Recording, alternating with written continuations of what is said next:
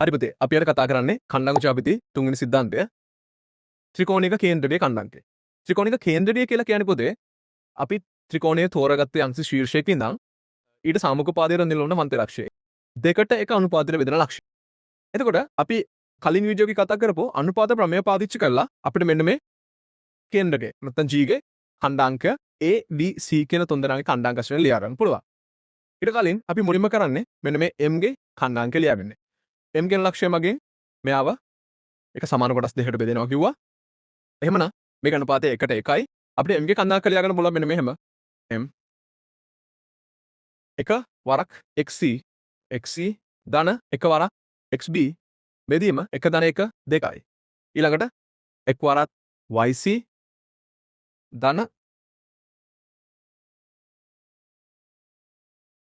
එක වරක් YB බෙදීම 1 ධන 1 2. ඊට පස්සේ අපිට මේ A M G කියන ලක්ෂිකම සැලකුවහම මෙතන අනුපාත ප්‍රමේය ලියන්න පුළුවන්. අභ්‍යන්තර බෙදීමක් විදිහට G ඉන්නවා දෙකට එක අනුපාතය. එහෙනම් අපිට G ඛණ්ඩාංක එක පාරවල ලියන්න පුළුවන්. මෙන්න මෙහෙම. දෙක ස්තෝර ගත්තොත් දෙක වරක් එයාට සම්බන්ධ නැති x ඛණ්ඩාංකය ඒ කියන්නේ මෙන්න මෙයා. දෙවරක් XC ධන XB බෙදීම 2 ධන එක් වරක් එයාට සම්බන්ධ නැති x ඛණ්ඩාංකය ඒ කියන්නේ XA බෙදීම 2 ධන 1. come on. ආයෙත් දෙවරක් එයාට සම්බන්ධ නැති y ඛණ්ඩාංකය ඒ කියන්නේ මෙන්න මෙයා. ඉතින් එනවා YC ධන YB බෙදීම 2 ධන එක් වරක් එයාට සම්බන්ධ නැති y ඛණ්ඩාංකය YA බෙදීම 2 ධන 1.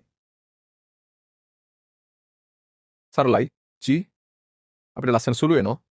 මෙතන දෙකට මේ දෙක සුළු වෙනවා. මෙතන දෙකට මේ දෙක සුළු වෙනවා. මෙතන කියනවා XA ධන XB ධන XC XA ධන XB ධන XC බෙදීම 3 YA ධන YD ධන YC බෙදීම 3. අපිට ත්‍රිකෝණයේ කේන්ද්‍රීය ඛණ්ඩාංක මෙන්න මේ විදිහට ඉදිරිපත් කරන්න පුළුවන්. ත්‍රිකෝණයේ ශීර්ෂවල x ඛණ්ඩාංක වල එකතුව බෙදීම 3. ත්‍රිකෝණයේ ශීර්ෂවල y ඛණ්ඩාංක වල එකතුව බෙදීම 3. ඉතින් අපි මේ වගේ වෙනවා. තවත් සිද්ධාන්තයකින් අය හමු.